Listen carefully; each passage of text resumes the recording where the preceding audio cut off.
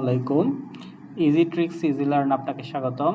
আজকে আমরা দেখব লিনাক্সকে কিভাবে হোস্ট নেম চেঞ্জ করতে হয়।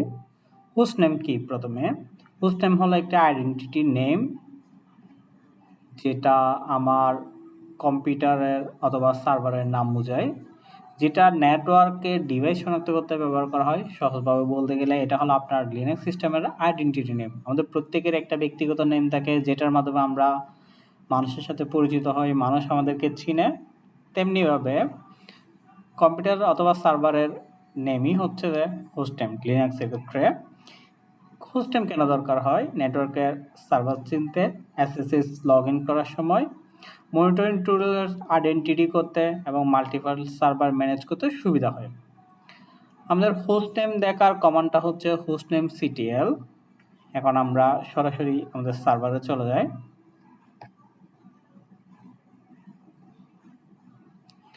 আমরা আমাদের হোস্ট নেম চেঞ্জ করার সময় আমাদের রুট থেকে আমাদের হোস্ট নেম চেঞ্জ করতে হবে। আমরা হোস্ট নেম চেঞ্জ করার সময় আমরা পার্মানেন্টলি অথবা টেম্পোরারি দুইভাবে আমরা হোস্ট নেম চেঞ্জ করতে পারি। আমরা যদি আমাদের হোস্ট নেম টেম্পোরারি চেঞ্জ করতে চাই, সেক্ষেত্রে আমাদের কমান্ড হবে হোস্ট নেম, এরপর আমাদের হোস্ট নেমটা দিতে হবে, যেমন easytricks.com, এন্টার।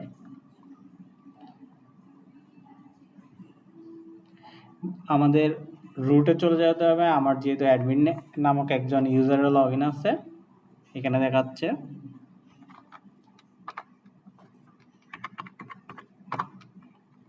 আমরা রুটে চলে আসলাম।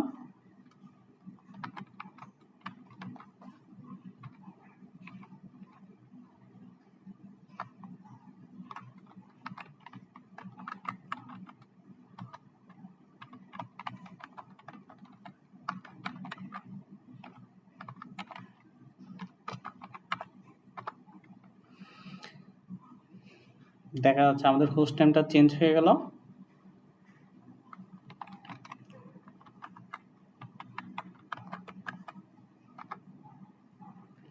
তাহলে আমাদের নতুন হোস্ট নেম দেখাচ্ছে easytricks.com, কিন্তু আমরা যখন সার্ভারটা রিবুট দিব তখন আমাদের হোস্ট নেমটা আগের হোস্ট নেমই দেখাবে। এই ক্ষেত্রে আমাদের হোস্ট নেমটা টেম্পোরারি পরিবর্তন হলো। আমরা যদি আমাদের হোস্ট নেম পার্মানেন্টলি পরিবর্তন করতে চাই, সেক্ষেত্রে আমাদের কমান্ড ইউজ করতে হবে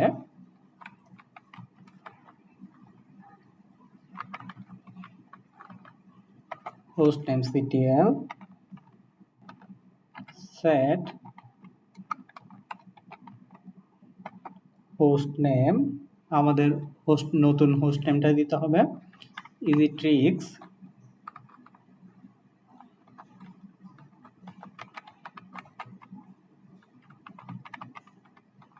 easylearn.com।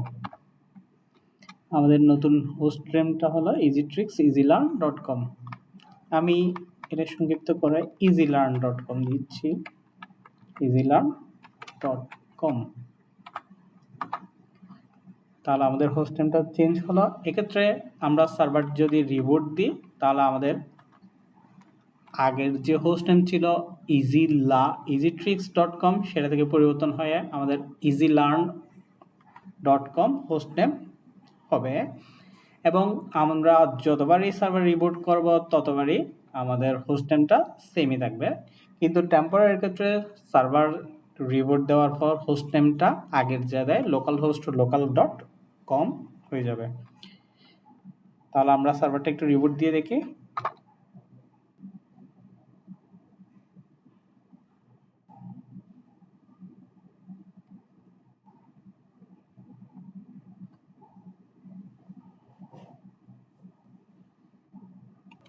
আমরা আমার সার্ভারটা রিবুট দেওয়ার পর আবার হোস্ট নেমটা চেক করে দেখি।